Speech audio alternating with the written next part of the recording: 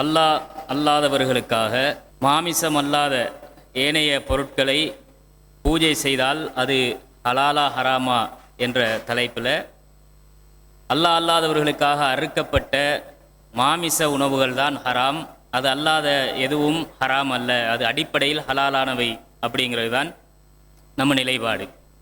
இதில் இதை ஹராமாக்குறதுக்காக எதிர்த்தரப்பில் இருக்கக்கூடிய சகோதரர்கள் பல விஷயங்களை பேசியிருக்கிறாங்க. இந்த அல்லாஹ் அல்லாதவர்களுக்காக பூஜிக்கப்பட்டது ஹராமுங்கிறதுக்கு எப்படியெல்லாம் ஹராமாக்குவாங்க அப்படின்னு அவங்களா சில கேட்டகரிகளை உருவாக்கிக்குவாங்க. ஒரு பொருளை ஹராமாக்குவதாக இருந்தால் அதை தெளிவான நஸ்ஸை காட்டி இந்த நஸ்ஸின் அடிப்படையில் இது ஹராமாக்கப்படுகிறது அப்படின்னு காட்டணும். இதில் நாம் அவங்க பேசியதில் இருந்து சில கேள்விகள் நாம் கேட்கணும். எதிர்த்தரப்பிலே அமர்ந்திருக்கக்கூடிய சகோதரர் பேசும்போது இந்த பூஜிக்கப்பட்ட உணவுங்கிறது சிறுக்க கேட்டகரி பிரிக்கிறாரு. 4ஆம் தரத்தில் உள்ள சிறுக்கு, அது சிறுக்கில் 4 படித்தரங்களை கண்டுபிடிச்சிருக்கிறாரு. அந்த படித்தரத்தை பேசுறதை நீங்க கேளுங்க. இந்த 30வது கிளிப்பை போடுங்களேன். ஒரு சிறுக்கை பொறுத்தவரையில ஒரு பொருளை கடவுளாக வணங்குகிறார்கள் என்று சொன்னால் அதுதான் முதல் தர சிறுக்கு.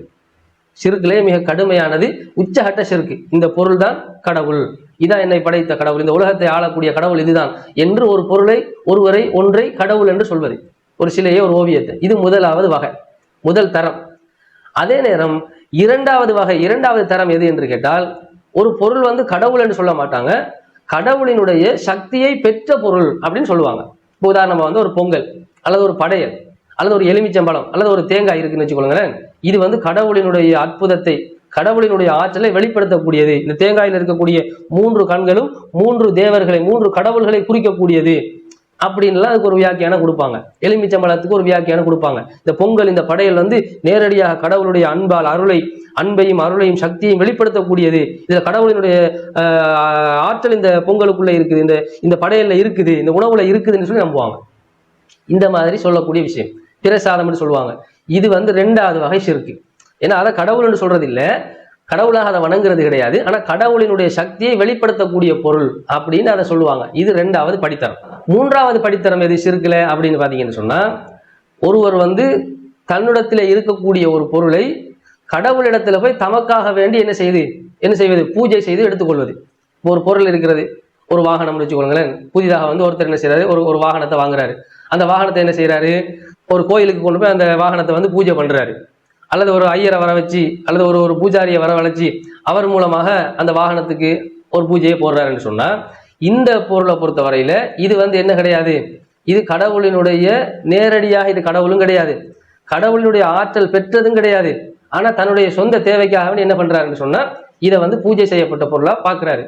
இதை பொங்கல் மாதிரி படையல் மாதிரி இது கண்ணில் வச்சு ஒத்துறதோ தொட்டு கும்பிடுறதோ அல்லது மரியாதை நிமித்தம் உயரத்துல வைக்கிறதோ கிடையாது. ரோட்லாம் கிடக்கும் வாகனம், வெயில தான் கிடக்கும், மலையில தான் கிடக்கும், புழுதி அடிச்சு போய் கிடக்கும். அப்ப இது 3வது ஸ்டேஜ். இது சிறுக்கு தான். இந்த வாகனத்தை பொறுத்தவரையில பூஜை செய்யப்பட்டதான், இது சிறுக்கு தான். ஆனா இது எந்த ஸ்டேஜ்ல இருக்குது, 3வது ஸ்டேஜ்ல இது இருக்கிறது. இது 3வதாச்சா. 4வது ஸ்டேஜ் என்ன அப்படி என்று பார்த்தால், பிறருக்கு விற்பனை செய்வதற்காக வேண்டி, தன்னுடைய சொந்த லாபத்துக்காக வேண்டி, உழைப்புக்காக வேண்டி ஒரு பொருளை பூஜை செய்து என்ன செய்வதுன்னு சொன்னா விற்பனை செய்யறது. இந்த பொருளை பொறுத்தவரையில இதை காலையில ஐயரை கூட்டி அதுக்கு பூஜை போட்டு விற்பனை செஞ்சாலும் சரி, இவங்களே மந்திரங்களை ஜெபிச்சு விளக்கை ஏற்றி கற்பூர தீபத்தை ஆட்டி ஆரத்தி எடுத்து அந்த பொருள்களுக்கு பொட்டு வச்சு அதுக்கு பின்னால அந்த பொருளை விற்பனை செஞ்சாலும் சரி, இது எந்த ஸ்டேஜில் இருக்கிறது என்று கேட்டால், இது அந்த வாகனத்துக்கு கொடுக்கக்கூடிய மரியாதையை கூட இதுக்கு கொடுக்க மாட்டான். ஏன்னா இது தன்னுடைய தேவைக்கு பயன்படுத்தக்கூடிய தன்னுடைய பாவனை பொருள் அல்ல, இது காசுக்காக வேண்டி அடுத்தவனுக்கு கொடுக்கக்கூடிய பொருள். இவனோட நோக்கம் பொருள் அல்ல. வாகனம் தனக்கு தேவை, தன்னை ஏற்றிக்கிட்டு போகக்கூடியது தன்னுடைய வாகனம். ஆனா கடையில வச்சு விற்கக்கூடிய அரிசியோ சீனியோ பருப்போ அல்லது துணிமணியோ எதை எடுத்துக்கிட்டாலும் இங்க அந்த அந்த பொருள் என்ன கிடையாது, இவனுடைய பாவனை பொருள் அல்ல, இவனுக்கு சொந்தமானதா இருக்கும். ஆனா இது அடுத்தவனுக்கு கொடுக்க வேண்டியது. அடுத்தவன் வீட்டுக்கு போய் அந்த சீனியை பாவிப்பான், அரிசியை பயன்படுத்துவான், துணியை பயன்படுத்துவானே தவிர இவனுடைய நோக்கம் காசு தான். அப்ப பூஜை பொருள்ல இந்த விற்பனை பொருளை பொறுத்தவரையில அதை எடுத்துக்கிட்டீங்கன்னு சொன்னா இது 4வது ஸ்டேஜ்ல இருக்குது. அப்போ சிறுக்கிலேயே ஒரு பொருளை கடவுளா பார்க்கறது ஒன்று இருக்கிறது, கடவுளினுடைய சக்தியை வெளிப்படுத்தக்கூடிய பொருள் என்ன ஒன்று இருக்கிறது, தம்முடைய சொந்த பாவனைக்காக வேண்டி பூஜை செய்யப்பட்ட ஒரு பொருள் ஒன்று இருக்கிறது, அடுத்தவனுக்கு விற்று விடுவதற்காக வேண்டி, அடுத்தவன் தலையில கட்டுறதுக்காக வேண்டி அதை பூஜித்து வைத்திருக்கக்கூடிய பொருள் என்ன ஒன்று இருக்கிறது. இப்படி 4 வகையான படித்தரங்கள்ல 4வது இடத்துல தான் எது வருது? இந்த பூஜை செய்யப்பட்ட பொருட்கள் வருகிறது. அதாவது இதுல இவர் என்ன செய்யறாருண்டா, இப்ப சிறுக்க 4 படித்தரங்களா பிரிக்கிறாரு. பிரிச்சு இந்த 4 படித்தரத்துல கடைசி 4வது படித்தரம் என்ன தெரியுமா? அதாவது பிறருக்கு ஒரு பொருளை விற்கிறதுக்காக வேண்டி தண்ட பொருளை பூஜை செஞ்சு விற்கிறது. இப்படி இவர் ஒரு ஐயரை அழைச்சி பூஜை செஞ்சாலும் சரி, தண்ட பூஜை பொருளை தண்ட பொருளை தானே பூஜை செஞ்சு விற்றாலும் சரி, இது இவன் பாவனைக்குரியது இல்லை, இவன் நோக்கமெல்லாம் காசு தான். அதனால இது 4வது ஸ்டேஜில் இருக்கிற சிறுக்கு அப்படிங்கிறாரு. இந்த வாதங்கள்ல நாம் இவர் எவ்வளவு முரண்பாட்டாளர், அல்லாவின் மீது துணிந்து எப்படி இட்டு கட்டக்கூடியவர் அப்படிங்கிறதெல்லாம் நாம் எடுத்து பேச இருக்கிறோம். நமக்கு இப்போ இவர் என்ன செய்யணும்டா, இந்த 4 படித்தரமா பிரிச்சிருக்கிறார் இல்ல, சிறுக்க 4ஆ பிரிச்சதுக்கு நமக்கு ஆதாரம் காட்டணும். அல்லாஹ் சொன்னானா இது பூஜை செய்யப்பட்டது பூஜை செய்யப்பட்ட உணவு 4ஆம் தர சிறுக்குன்னு அல்லாஹ் சொன்னானா, அல்லாஹ்ட ரசூல் சொன்னாங்களா? அதுக்கு நமக்கு இவர் ஆதாரம் காட்டணும். இது ஒன்று அவர்கிட்ட நாம கேட்கிற கேள்வி. இவங்க கிட்ட நாங்க கேள்வி கேட்டோம் பாருங்க. சிறுக்குல 4 படித்தரம் இருக்குதுன்றாங்க. அதாவது சில பேர் சுவாரஸ்யத்துக்காக வேண்டி சொல்றேன், தவறா நினைச்சிடாதீங்க. ஒவ்வொன்றை சொல்லும் போது இதுல இத்தனை வகைப்படும், ஜில் ஜங் ஜக் ஜுக் என்றெல்லாம் பேசுவாங்க தானே, அந்த மாதிரி சிறுக்கில் 4 வகைப்படும். அதுல வணங்குறது 1, வணங்குற மாதிரி ஆகிறது 2, அது 3, பூஜை 4.